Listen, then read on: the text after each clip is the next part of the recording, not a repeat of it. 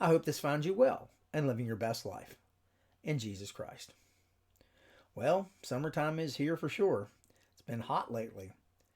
And I like summertime. It's not my favorite season, but I enjoy it.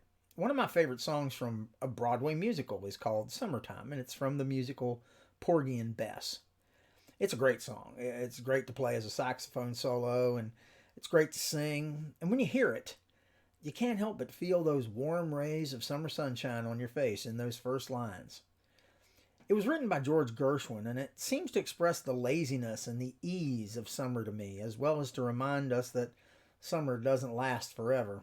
The first line goes, "Summertime and the living is easy. The fish are jumping and the cotton is high." I also like that in the second verse it reminds us that the days of toil we endure here in this life also don't last forever, and that one of these days, the great day of Christ's return, will free us from these earthly labors.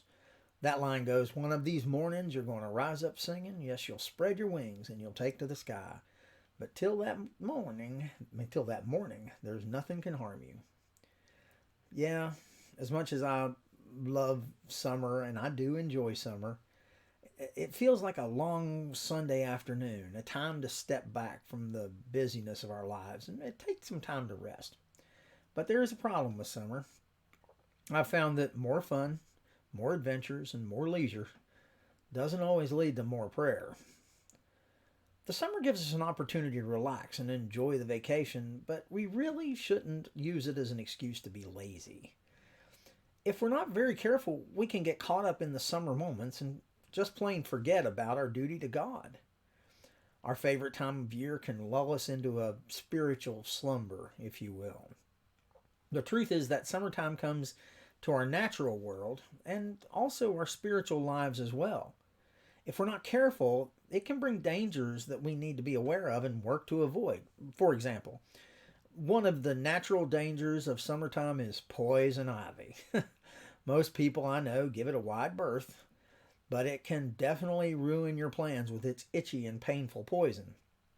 Recently, I was talking to a lady who had the misfortune of stumbling across a plant called giant hogweed in her backyard. I found out later it's an invasive species that has been gradually spreading in West Virginia in the last few years. She said the plant, which was already about 3 feet tall, looked innocent, had some flowers on it, but she found out that its poisonous sap can cause burns that leave scarring for literally years. Fortunately, my friend was able to avoid this painful outcome, but she had to call in professionals to get rid of it.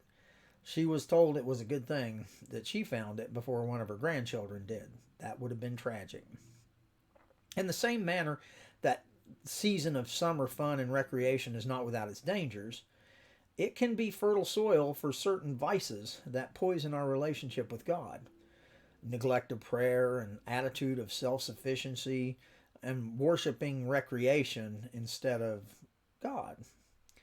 If allowed to grow, these vices will lead to spiritual apathy. Proverbs 6 reminds us that just as the ants use their summer to prepare for the winter, so too we should use our summer to prepare for the future ahead of us. Sleeping in, lying beside the pool, or watching movies aren't bad things. But let's not spend all our time doing things that add no value to our future.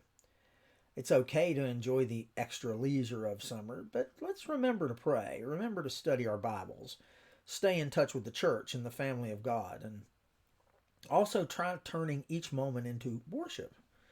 How do you do that? Well, that's simple. When something brings a smile to our face, we just say, "Hey, Lord, thank you so much for this." Let's keep Jesus the center of this summer and serve Him only, even when life feels good and carefree. If we do this, then this summer will truly be full of pleasure, the way God intended it to be.